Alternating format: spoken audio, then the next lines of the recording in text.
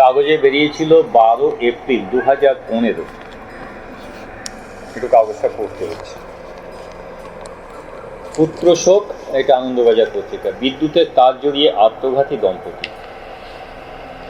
Electrical engineer একমাত্র ছেলে 5 বছর আগে মারা যান তড়িতাহত হয়ে। দুঃসহ সেই স্মৃতি তারা করত চন্দননগরের গোন্দলপাড়ার কাছারিঘাটের বাসিন্দা সূর্য মুখোপাধ্যায়, বয়স 63, তাঁর স্ত্রী তাপসী দেবী 56 বয়স। শনিবার ঘরের মেঝেয় দম্পতির নিথর দেহ মিলল বিদ্যুতের তার জড়ানো অবস্থাতেই। বালিশের পাশ থেকে পাওয়া গেল 30টি ঘুমের ট্যাবলেট, 3টি খালি স্ট্রিপ। সুইসাইড নোটে রয়েছে পুত্রশোক এবং আত্মহত্যার কথা। হুগলির পুলিশ সুপার সুনীল চৌধুরী বলেন, পুত্রশোকে ওই দম্পতি আত্মঘাতী হন। আমাদের অনুমান ঘুমের ওষুধ খেয়ে পরে বিদ্যুৎপৃষ্ট হয়ে ওরা মারা যায়। আচ্ছা, এইবার ঠিক 1 বছর আগে আমার মনে আছে এনাদের কাগজে নাম আবারও উঠেছিল, ছবি উঠেছিল। কেন না, তখন ছেলের স্মৃতি রক্ষায় নিজেদের সঞ্চয় অনেকটাই একটি স্কুলকে দান করেছিলেন এই দম্পতি। বসত বাড়ি ছেড়ে দিয়েছিলেন সেবা প্রতিষ্ঠান করার জন্য। আচ্ছা, এরা 2009 সালে 10 ডিসেম্বর এর ছেলে হিটারে জল গরম করতে গিয়ে অসাবধানে জল হাত দিয়ে বিদ্যুৎপৃষ্ট হয়ে মারা যান। 2013-তে অবসর নেন সূর্যবাবু। ছেলের স্মৃতিরক্ষায় এলাকার শিক্ষা স্বাস্থ্য পরিকাঠামোর উন্নতির জন্য কিছু করার সিদ্ধান্ত নেন। সেই মতো স্থানীয় অরবিন্দ বিদ্যালয়কে শ্রেণীকক্ষ তৈরির জন্য 30 লক্ষ টাকা দান করেন। নিজের দোতলা বাড়িটি একটি স্বেচ্ছাসেবী সংস্থাকে দিয়ে দেন সেবা প্রতিষ্ঠান তৈরির জন্য। বছরখানেক আগে সৌরভের নামে সেই সেবা প্রতিষ্ঠান চালুও হয়ে যায়। সূর্যবাবুরা চন্দননগরের বড়বাজার এলাকার এক বন্ধুর ফ্ল্যাট ভাড়া নেন। ওসিরা জানান ঘন ঘন নিজেদের পুরনো বাড়িতে চলে যেতেন সূর্যবাবুরা। সেখানে সৌরভের প্রচুর ছবি আছে, সেই সব ছবির দিকে তাকিয়ে থাকতেন। ওসিদের সঙ্গে কথাবার্তাতে অনিবার্যভাবে এসে পড়ত সৌরভের প্রসঙ্গ, আসত হা হুতাশ। মাস 6 ধরে পুরনো বাড়িতেই দোতলায় থাকছিলেন মুখোপাধ্যায় দম্পতি। এরপরে আরও কিছু কথা আছে। আমার মনে হয় আপাতত এইটুকু যা বললাম এর থেকে আমাদের আলোচনার কাজটা চলে যাবে। এবারে এদের একটিমাত্র সন্তান, এই সন্তান মারা গেছে। এরা চেষ্টা করেছিলেন স্মৃতি রক্ষার জন্য 30 লক্ষ টাকা দান করেছিলেন, সেবা প্রতিষ্ঠানও চালু করেছিলেন। সমস্যাটা যেখানে বেড়েছে আমি যেটা বুঝতে পারছি, এইখান থেকে ঘন ঘন নিজের পুরনো বাড়িতে চলে যেতেন আর হাহুতাশ করতেন। মাস 6 ওই বাড়িতেই থেকে গিয়েছিলেন। ছেলের স্মৃতি যেখানে দোতলায় একা এরাই থাকতেন। আমার বিশ্বাস এইখান থেকেই কিন্তু সাইকোলজি বা সাইকিয়াট্রি চিন্তাধারাটা আমাদের আসবে। হাহুতাশ করতেন,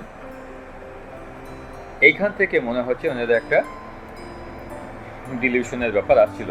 কিন্তু না, ওইটা বলার আগে আমি আর একটু তথ্য বলে নিই, ওইটা আবার আমি আসবো।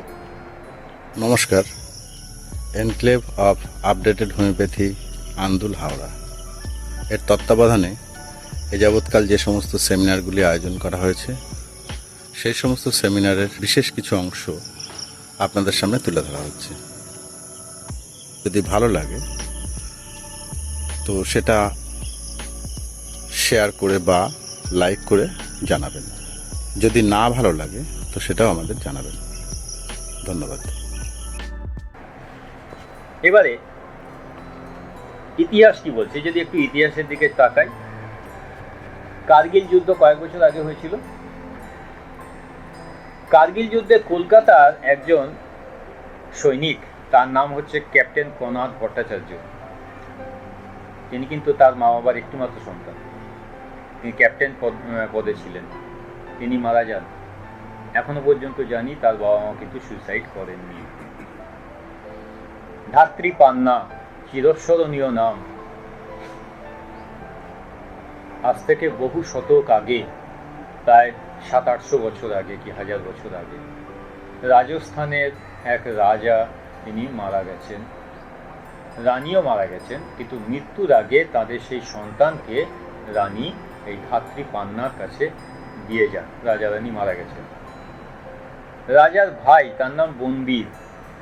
বনবীরকে রাখা হয়েছে যে বনবীর যতদিন না এই শিশু প্রাপ্তবয়স্ক হচ্ছে ততদিন পর্যন্ত একে দেখভাল করবে। কিছুদিন রাজত্ব করার পরে তার মনে লোভ জেগে উঠল। সে ভাবলো এই শিশুটাকে হত্যা করলে তো আমিই রাজা হতে পারি, আমি আবার দেখভাল করব কেন?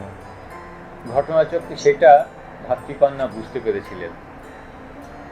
ভাতৃপান্না বুঝে যেদিন বনবীর আসছে সেই রাজার সেই ছেলেকে মারতে, সেই সময় ভাতৃপান্না তার নিজের সন্তানকে সেইখানে রাখেন রাজার ছেলের বিছানায়, আর ঢাকা দিয়ে নিজের সন্তানকে রেখে সেই রাজপুত্রকে নিয়ে চলে যান এক রাজপুরোহিতের কাছে, তাকে সমর্পণ করে।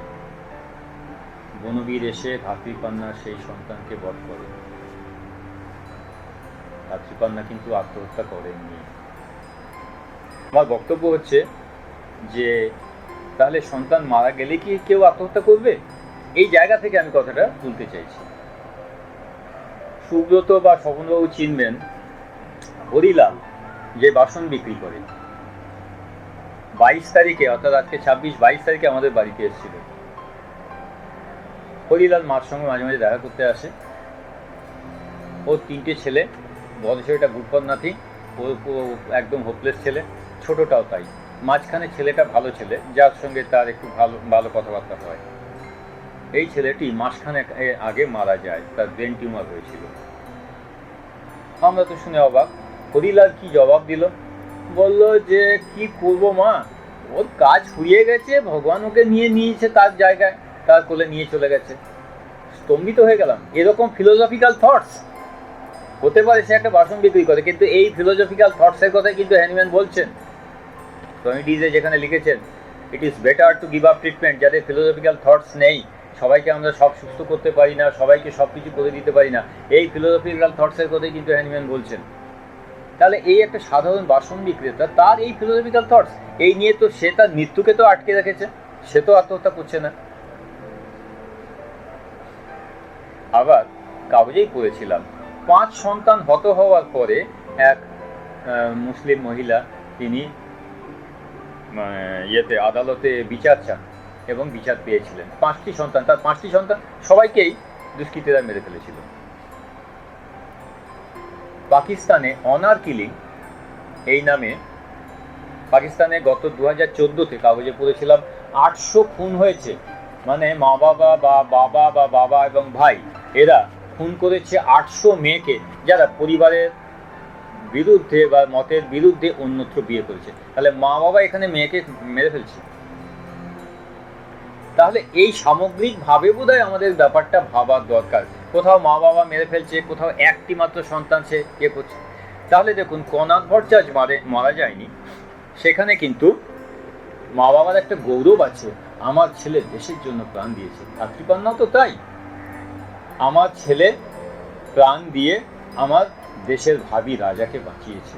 এই গৌরবে ভাতৃপান্না বেঁচে থাকবে, এই গৌরবে কনাথ ভট্টাচার্যের মা বেঁচে আছে। আবার একটা ঘটনা বলি।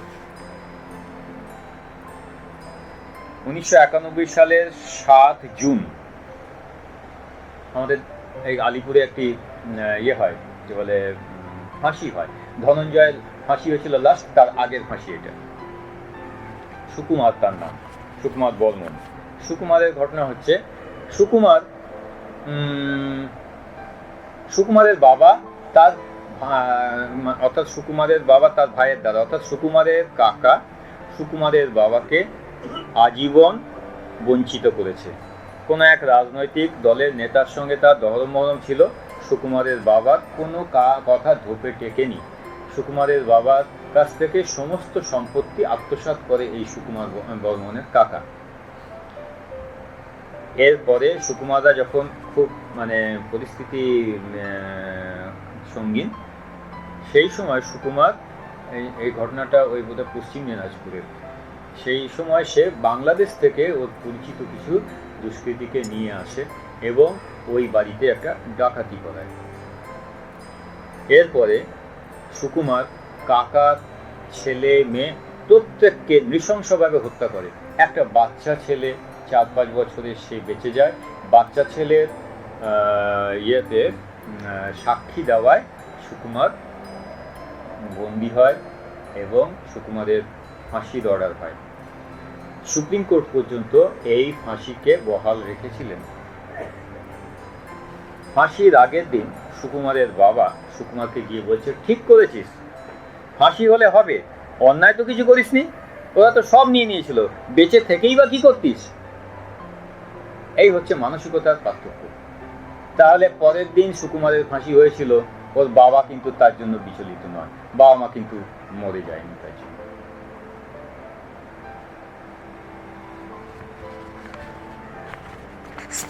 তাহলে কেউ মরছে না, এটা কিরকম হচ্ছে?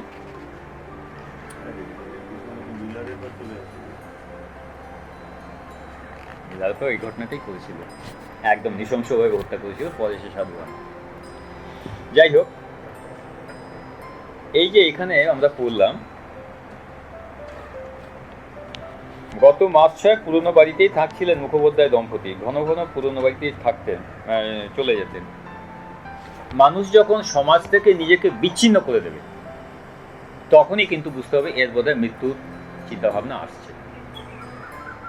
তাদের মনে হবে, আমি বাঁচি বা না বাঁচি তাতে কার কি, জগতের তো কিছু নয়, আমি আমার খোকার কাছে চলে গেলাম। এই চিন্তাটা কিন্তু ক্রমশ দানা বাঁধতে থাকে।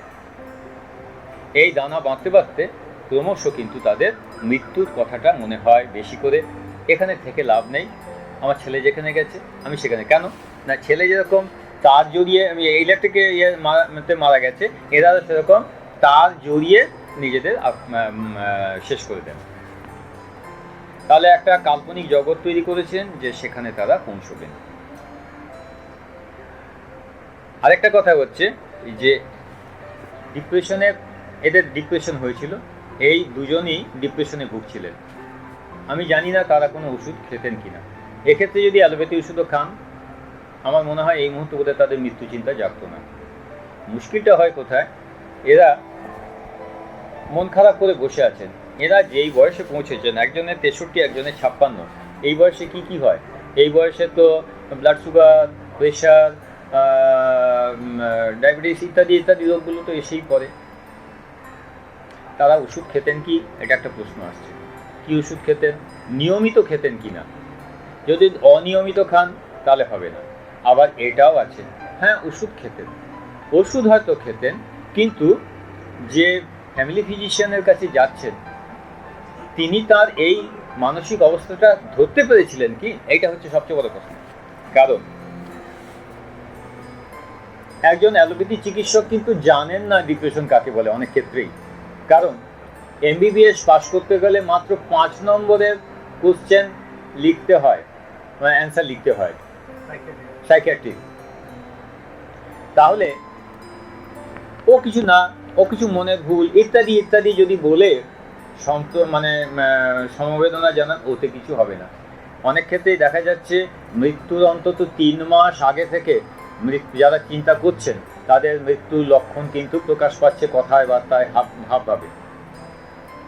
তারা খাওয়া কমিয়ে দেবেন, লোকের সঙ্গে কথা বলবেন না, হাসলেও একটা ম্লান হাসি হাসবেন, টিভি দেখবেন না, বাইরে বেরোতে চাইবেন না, এবং ক্রমাগত ওই ছেলের চিন্তা, ছেলের কথা, এছাড়া জাগতিক আর কোনো কথাবার্তায় তারা যোগদান করবেন না। এইগুলো চিকিৎসক ধরতে পারছেন কিনা সেটা একটা প্রশ্ন থেকে যাচ্ছে। হয়তো অ্যালোপ্যাথি চিকিৎসা খাচ্ছেন, ডায়াবেটিসের জন্য হয়তো খাচ্ছেন, হার্টের জন্য হয়তো খাচ্ছেন, কিন্তু সাইকিয়াট্রি ওষুধ, যেটা এখন অ্যালোপ্যাথিতে উন্নত মানের কিছু ওষুধ খেয়েছিলেন কি, খাচ্ছিলেন কি, এই প্রশ্নগুলো কিন্তু থেকে যাচ্ছে। আমার মনে হয় হয়তো সেগুলো টাচই হয়নি। দ্বিতীয় কথা, হাহুতাশ করতেন। এইখানে আমার মনে হয় এরা একটা ডিলিউশনে ভুগছিলেন, অর্থাৎ গিল্টি কনসাসনেস হচ্ছিল। হায় রে, খোকা আমার চলে গেল, আর আমরা বেঁচে থেকে কি করব। এটা এইটা হচ্ছে একটা ডিলিউশনের স্টেট, এটা একটা সাইকোটিক স্টেট। এই হোমিওপ্যাথি সাইকোসিস নয়, এটা সাইকিয়াট্রি সাইকোসিস। অর্থাৎ এই সাইকোটিক স্টেটে যদি কেউ পড়ে গেল এই আবর্তে, সেক্ষেত্রে কিন্তু উপযুক্ত ওষুধ ছাড়া কিন্তু তাকে বাঁচানো সম্ভব নয়, কোনো রকম কাউন্সেলিং করে কিন্তু হবে না। এগুলো কি হয়েছিল, এই প্রশ্নগুলো থেকে যাচ্ছে। দ্বিতীয় কথা হচ্ছে, আমি জানি না এর সম্বন্ধে এখানে কিছু লেখা নেই, কারা করবে কিছু পার্সোনালিটি আছে, যেমন স্বাভাবিকভাবে 4টে পার্সোনালিটি আমরা দেখি, একটা মেলানকলিক, একটা কোলেরিক, একটা হচ্ছে স্যাঙ্গুইন, একটা ফ্লেগমেটিক। যারা মেলানকলিক তারাই আত্মহত্যা করবে। মেলানকলিকরা সবেতে নেগেটিভ চিন্তাভাবনা করবে, পজিটিভ চিন্তাভাবনা তাদের মনে আর স্থান পায় না, পাবে না। তাহলে যদি দুজনেই মেলানকলিক হন, অথবা একজন মেলানকলিক দুজনের স্বামী স্ত্রীর মধ্যে, একজন আরেকজনকে প্রভাবিত করেছেন, সে হতে পারে। এই প্রশ্নগুলো কিন্তু এখানে লেখা নেই, কিন্তু এই প্রশ্নগুলো কিন্তু আমাদের ভাবতে হবে। আর এদের নিশ্চয়ই একটা স্বপ্ন ছিল, বিরাট স্বপ্ন ছিল। এতক্ষণ স্বপ্ন নিয়ে কথাবার্তা হলো, আমার ছেলে চাকরি করবে, এই করবে, সেই করবে, হয়তো ছেলে বিয়ে দেবো, এই অনেক কিছু হয়তো ভেবেছিলেন।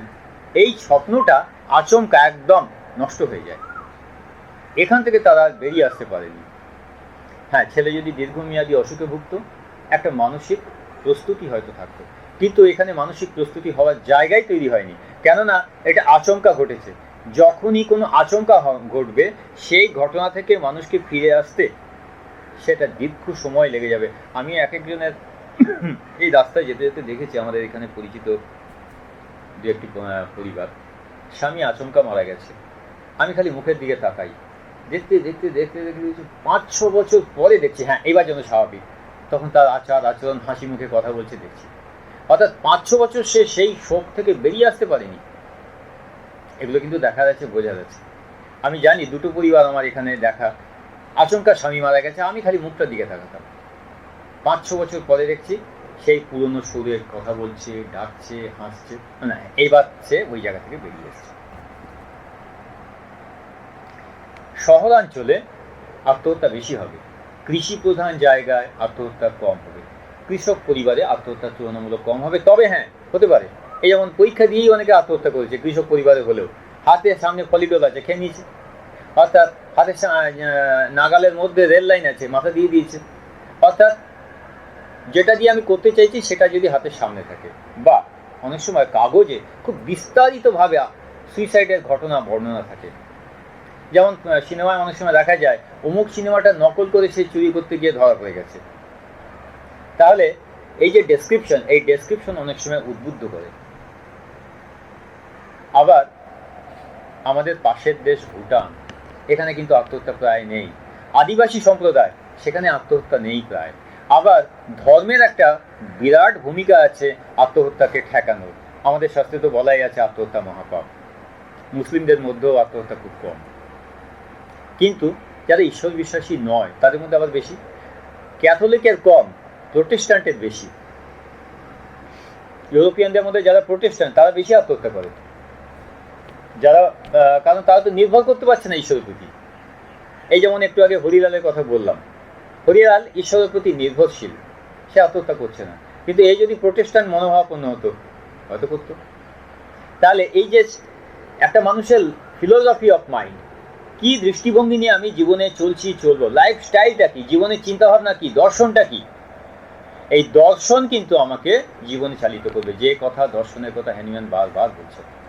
কারণ যে ধাক্কা হ্যানিম্যানকে সামলাতে হয়েছে, অন্য কেউ হলে তো পাগল হয়ে যেত, কিন্তু হ্যানিম্যান ওই অবস্থার মধ্যে থেকে বই লিখে আজও আমরা তাকে স্মরণ করছি। হ্যানিম্যানের জীবন তো খালি স্ট্রাগলে ভরা। হ্যাঁ, সেই মানুষটা কিন্তু ওই পথে যাননি, বরং বহু মানুষের সুস্থতার কারণ হয়েছে। Thank you.